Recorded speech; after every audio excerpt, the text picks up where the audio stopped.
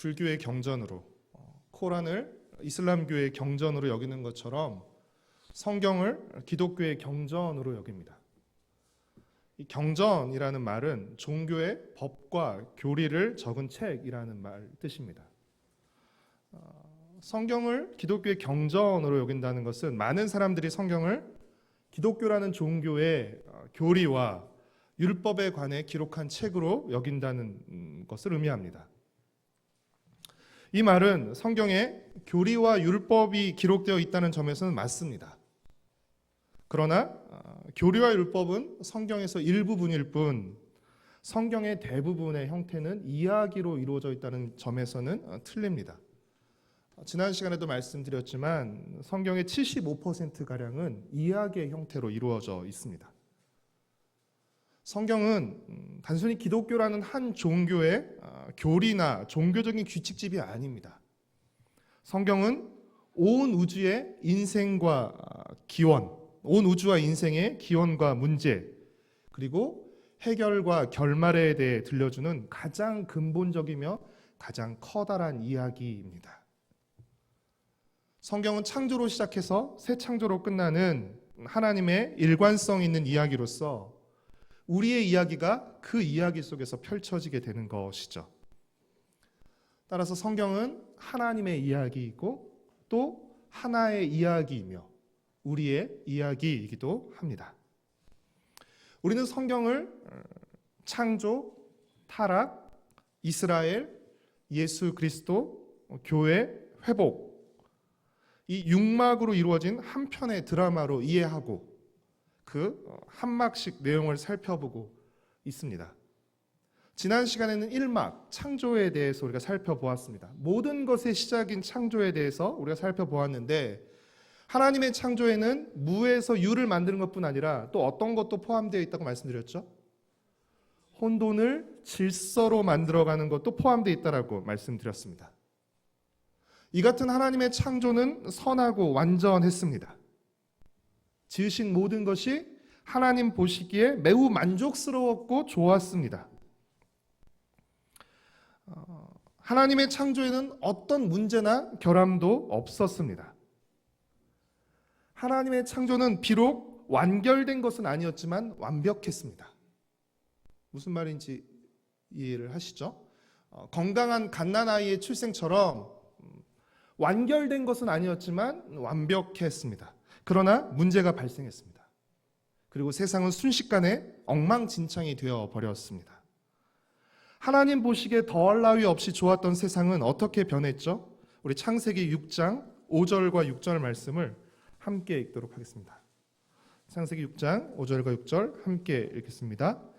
여호와께서 사람의 죄악이 세상에 가득함과 그의 마음으로 생각하는 모든 계획이 항상 악할 뿐임을 보시고 땅 위에 사람 지으셨음을 한탄하사 마음에 근심하시고. 공동번역 성경은 이 구절을 이렇게 표현하고 있는데요. 야훼께서는 세상이 사람의 죄악으로 가득 차고 사람마다 못된 생각만 하는 것을 보시고 왜 사람을 만들었던가 싶으시어 마음이 아프셨다. 하나님께 기쁨의 대상이었던 세상과 인생은 한탄과 근심의 대상이 되고 말았습니다. 어쩌다가 아름답고 선한 세상이 이렇게 추악하고 악한 곳이 되어버렸을까요? 그 문제의 발단은 무엇이었을까요? 그 문제의 발단은 바로 하나님의 형상으로 지음받은 인간의 탈선이었습니다. 인간은 다른 모든 만물과 동일하게 하나님의 피조물이었습니다. 그렇죠? 하나님의 지으심을 받았습니다. 그러나 다른 만물과 구별되게 하나님의 형상으로 지음받았습니다. 다른 만물과 동일하게 하나님의 피조물이었으나 다른 만물과 차별되게 하나님의 형상으로 지음받았습니다. 여러분, 인간이 하나님의 형상으로 지음받았다는 것은 인간이 하나님의 대리 통치자로 지음받았다는 것을 의미합니다. 하나님의 창조 세계를 다스리는 사명을 받았다는 것을 의미합니다. 창세기 1장 27절과 28절 말씀에 이 사실이 잘 드러나는데요. 우리 창세기 1장 27절과 28절 말씀을 함께 읽겠습니다. 하나님이 자기 형상 곧 형상대로 사람을 창조하시되 남자와 여자를 창조하시고 하나님이 그들에게 복을 주시며 하나님이 그들에게 이르시되 생육하고 번성하여 땅에 충만하라. 땅을 정복하라. 바다의 물고기와 하늘의 새와 땅에 움직이는 모든 생물을 다스리라 하시니라. 그래서 이 명령을 문화 명령이라고도 부르고 창조 명령이라고도 부릅니다. 인간은 하나님의 형상으로서 하나님의 창조 세계를 돌보고 다스리는 역할과 권한을 부여받았습니다. 즉 하나님의 형상으로 지음받은 인간은 하나님의 다스림을 받으며 하나님이 창조하신 세계를 다스림으로써 하나님의 창조에 동참하는 창조의 조력자로 부름받은 것입니다. 하나님은 처음부터 인간을 통해 하나님의 창조를 발전시키고 완성하려 했던 것입니다. 지금 앞에 나와 있는 그 도표가 보이듯이 맨 위에 하나님이 계시고 하나님이 인간을 다스리십니다. 그리고 그 하나님 형상인 인간이 자연을 다스리는, 그렇죠? 이 도표가 보여주듯이 여러분 인간의 위치는 어디죠? 하나님 아래 자연 위였죠. 여기가 인간의 위치였습니다. 이것이 하나님이 의도하시고 설계하신 선로였습니다. 창조 질서였습니다. 그런데 뱀이 인간에게 찾아와서 인간의 위치에서 탈선하도록 유혹했습니다. 하나님은 에덴 동산에 있는 모든 나무 열매는 마음껏 먹되 2장 17절에서 창세기 2장 17절에서 선악을 알게 하는 나무 열매는 먹지 말라고 하셨습니다. 에덴 동산에 있는 모든 나무 열매는 먹되 동산 중앙에 있는 선악을 알게 하는 나무 열매는 결코 먹지 말라. 먹지 말라라고 말씀하시면서 먹는 날에는 반드시 죽을 것이라고 하셨습니다. 그러나 뱀은 뭐라고 말하죠?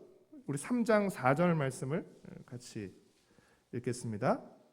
뱀이 여자에게 이르되 너희가 결코 죽지 아니하리라. 하나님은 먹지 말라고 하셨어요. 먹지 말라, 먹으면 반드시 죽는다. 그러나 뱀은 뭐라고 말하죠? 먹어도 괜찮다, 먹어도 결코 죽지 않는다. 그렇죠? 여러분 아담과 하와는 이 두 말 중 누구의 말을 들었죠? 먹어도 괜찮다는 뱀의 말을 들었습니다. 여러분 아담과 하와가 뱀의 말을 들은 이유는 무엇일까요? 그들 안에 먹고 싶은 마음이 있었기 때문입니다. 만약 먹고 싶은 마음이 없었다면 먹으라고 해도 먹지 않았겠죠. 그러나 그들 안에 먹고 싶은 마음이 있었기 때문에 먹어도 괜찮다는 말을 듣고 먹게 된 것이죠. 선과 악을 알게 하는 나무 열매를 먹고 싶은 마음이 그들에게 있었던 것입니다.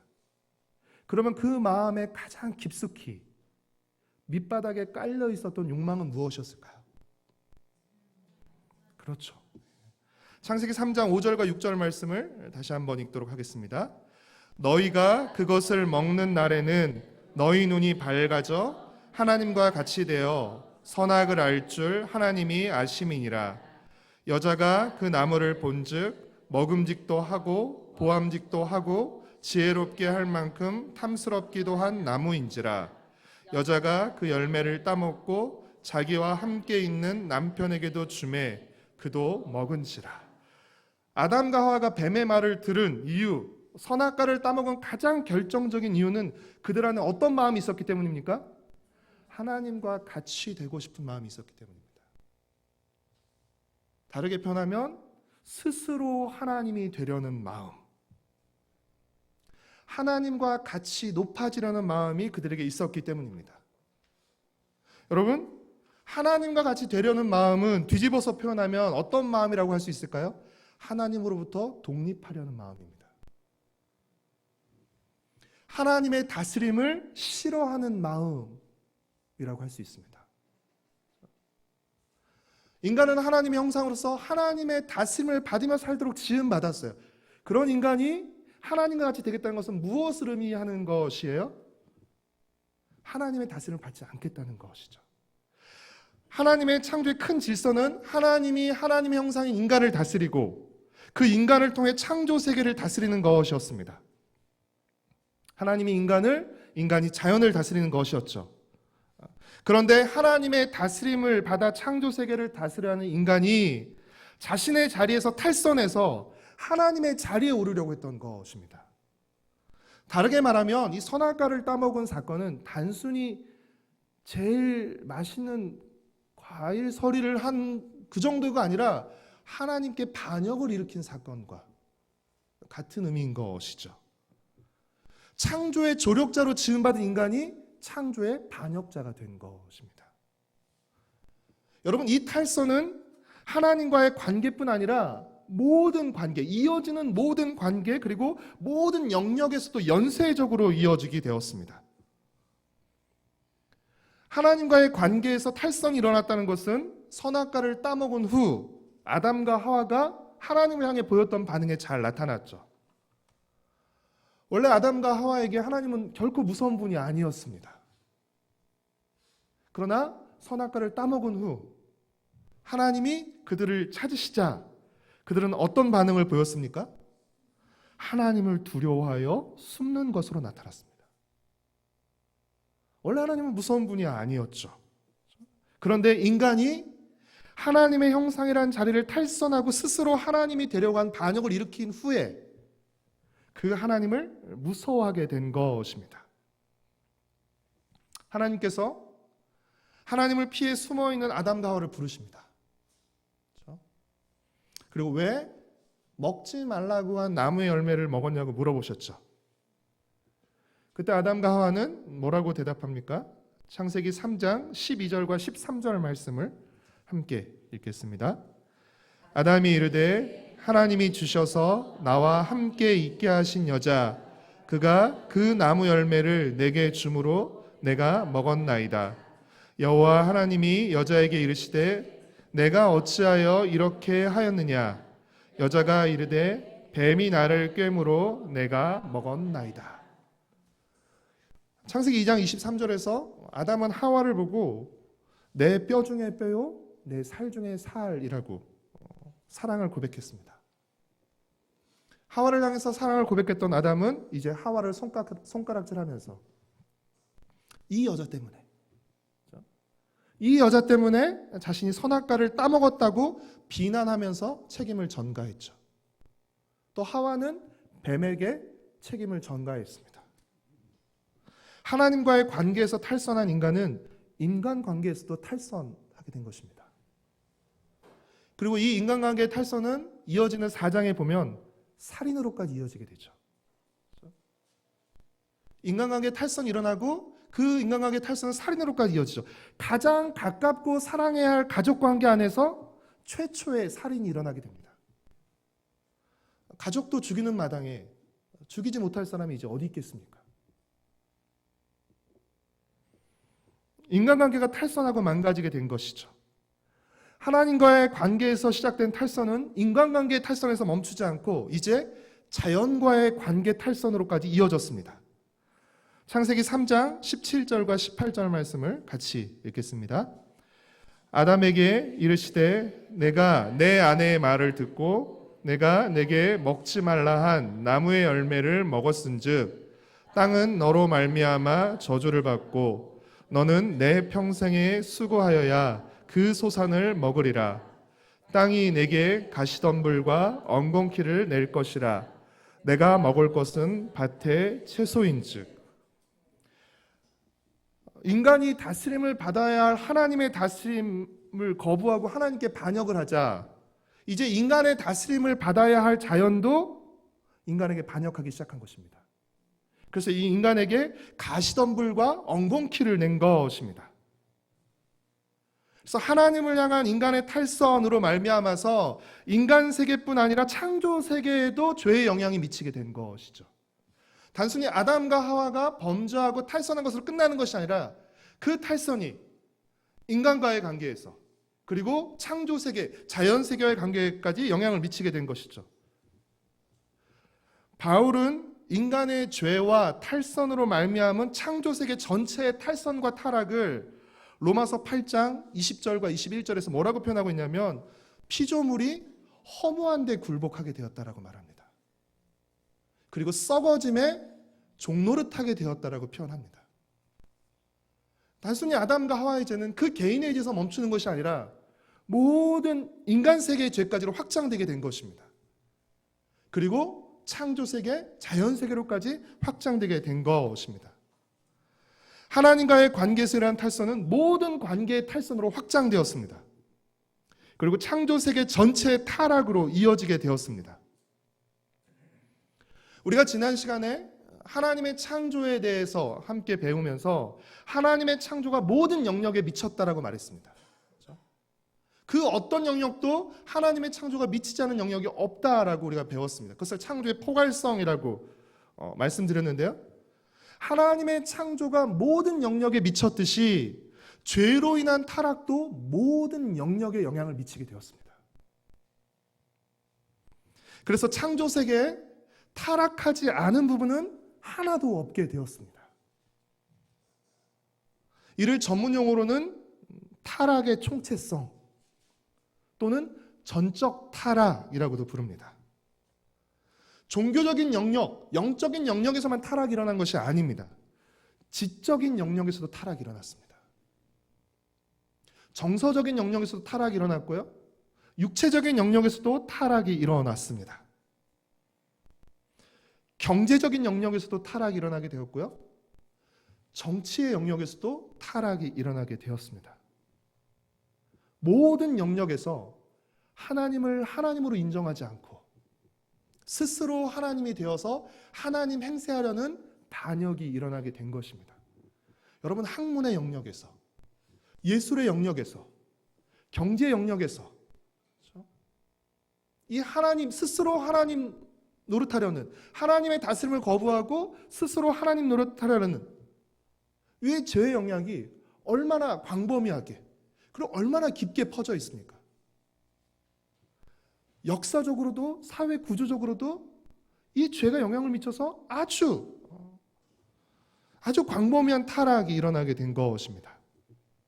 모든 영역에서 하나님을 하나님으로 인정하지 않고 스스로 하나님이 되려는 반역과 타락이 일어나게 되었습니다. 우리는 타락하지 않은 영역과 부분이 하나도 없다는 타락의 총체성을 인정해야 합니다. 여러분, 교회도 타락에서 제외되는 것은 결코 아닙니다.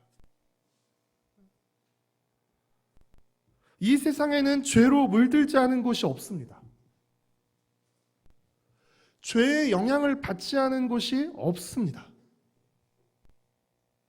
그만큼 죄는 구석구석까지 모든 영역까지 미쳐있고 영향을 끼치고 있습니다. 그럼에도 불구하고 이렇게 전적이고 총체적인 타락에도 불구하고 이 세상이 완전히 망가지지 않고 완전히 붕괴되거나 말살되지 않고 아직까지 유지되는 이유는 무엇 때문일까요? 진작 망하고도 남을 세상이 아직까지 건재한 이유는 무엇일까요? 그것은 하나님께서 신실하게 자신이 창조하신 이 세계를 붙들고 계시기 때문입니다. 하나님이 이 창조하신 세계를 붙들고 계시기에 그토록 광범위한, 그토록 철저한 타락에도 불구하고 이 세상이 망가지지 않고 유지되고 있는 것이죠. 그래서 이것을 일반 은총 또는 보존 은총이라고도 부릅니다. 하나님께서 신실하게 자신이 창조하신 이 세계를 붙들고 계시다는 것입니다. 만약 타락이 창조보다 크고 강했다면 여러분 어떤 일이 일어났을까요? 창조하신 세계는 붕괴되거나 말살되었을 것입니다. 그렇죠? 그러나 이 세상이 아직도 건재하다는 것은 무엇을 의미합니까? 타락보다 창조가 크고 강하다는 것을 의미하는 것입니다. 이를 부등으로 표현하면 단순하고 명확하죠. 그렇죠? 창조가 타락보다 큽니다. 그렇기 때문에 우리의 죄와 타락에도 불구하고 이 세계가, 이 자연이 아직까지 유지되고 있는 것입니다. 따라서 타락은 창조의 실패를 의미하지 않습니다. 타락이 창조된 모든 영역에서 일어났지만 그 창조 자체를 붕괴시키거나 말살할 수 없다는 점에서 타락은 한계가 있다고 할 수 있습니다. 총체적으로 타락이 일어났지만 그 타락은 한계가 있다는 것입니다. 창조, 타락, 구속이라는 책에서 월터스가 쓴 글을 함께 읽어보도록 하겠습니다. 좀 작아서 죄송한데요. 같이 읽어보겠습니다. 구속과 상관없이도 창조 세계에 나타난 죄의 파괴적인 영향은 억제되고 상쇄된다. 하나님은 인간의 불순종이 그분의 창조를 전적인 혼돈에 빠지게 하는 것을 내버려 두지 않으신다. 반대로 그분은 모든 파괴의 위력 앞에서 자신의 창조 세계를 보존하신다.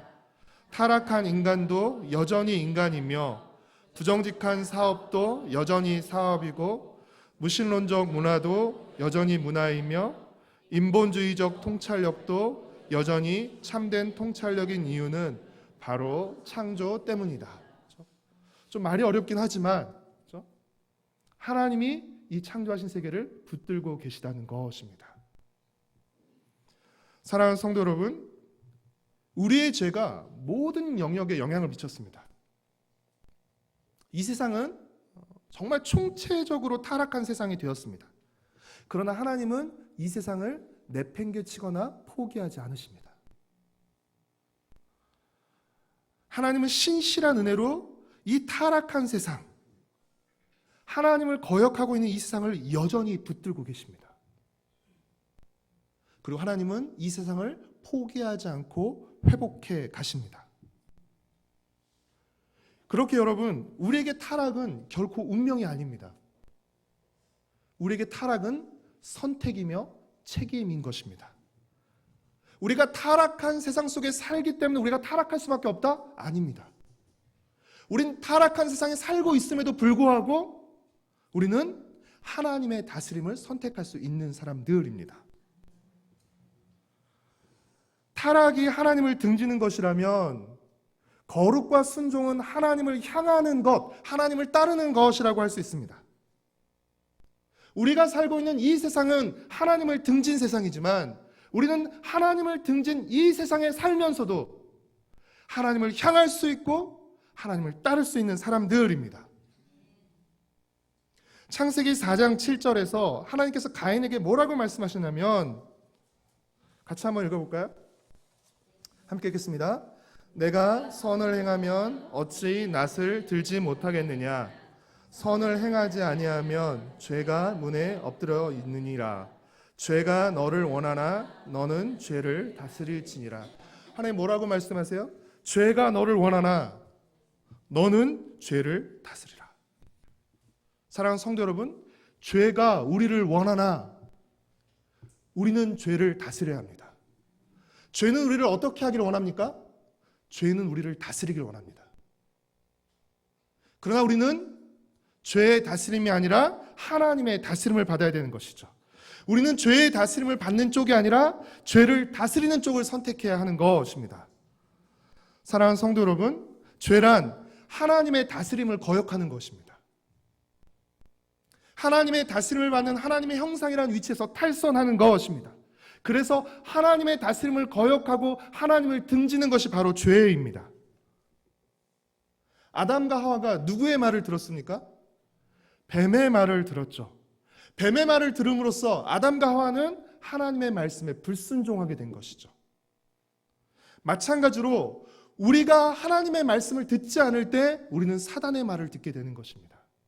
우리가 하나님의 다스림을 받지 않을 때 우리는 필연적으로 죄의 다스림을 받을 수밖에 없게 되는 것입니다. 우리가 죄의 다스림을 받겠다고 선택하는 것이 아니에요.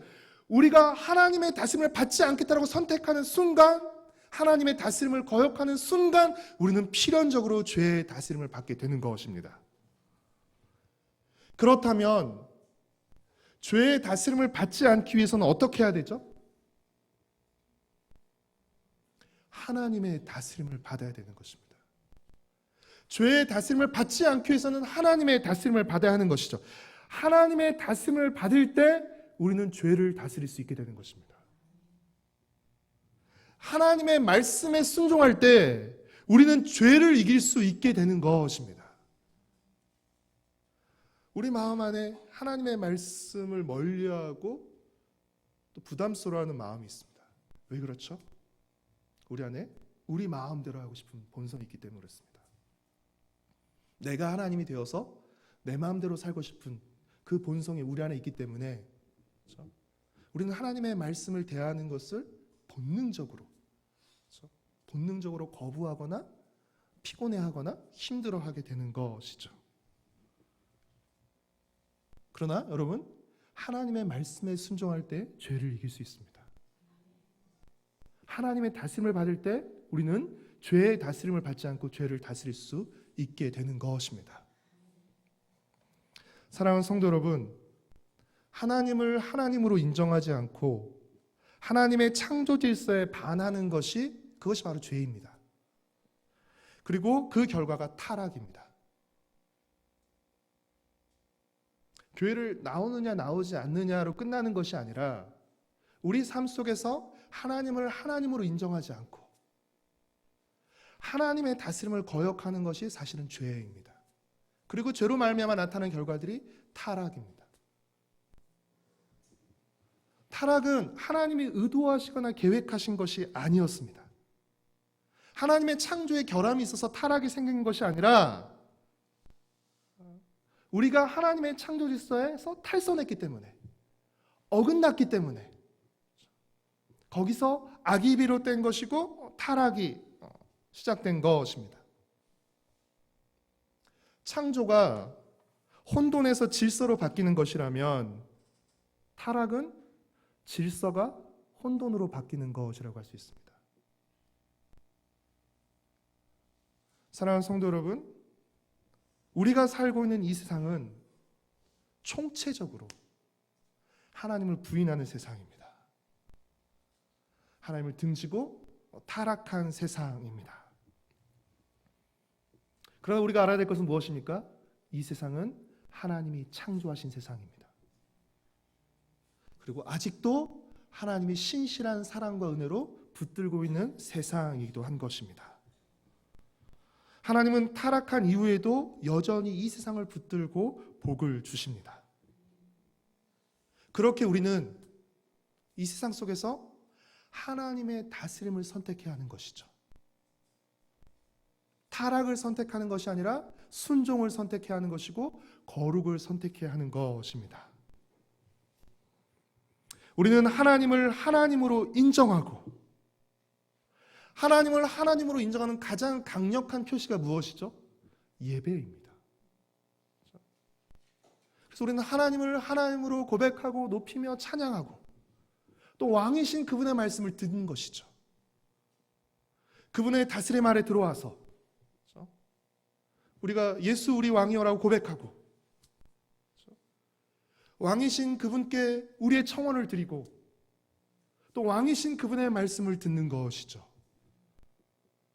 그리고 그 말씀의 다스림을 우리 삶의 자리에서 따르며 살아가는 것이죠. 그럴 때 우리 삶 속에서 하나님의 창조 질서를 조금씩 회복하게 되는 것입니다. 우리는 하나님을 하나님으로 인정하고 예배하며 하나님의 다스림을 받는 쪽을 선택하며 살아야 됩니다. 죄의 다스림이 아니라 하나님의 다스림을 받으며 하나님의 창조 질서를 회복하는 자로 살아가야 합니다.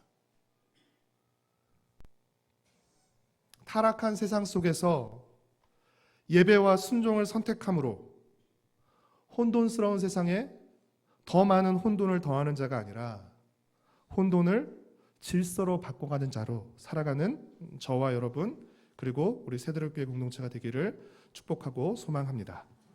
우리 찬송가 84장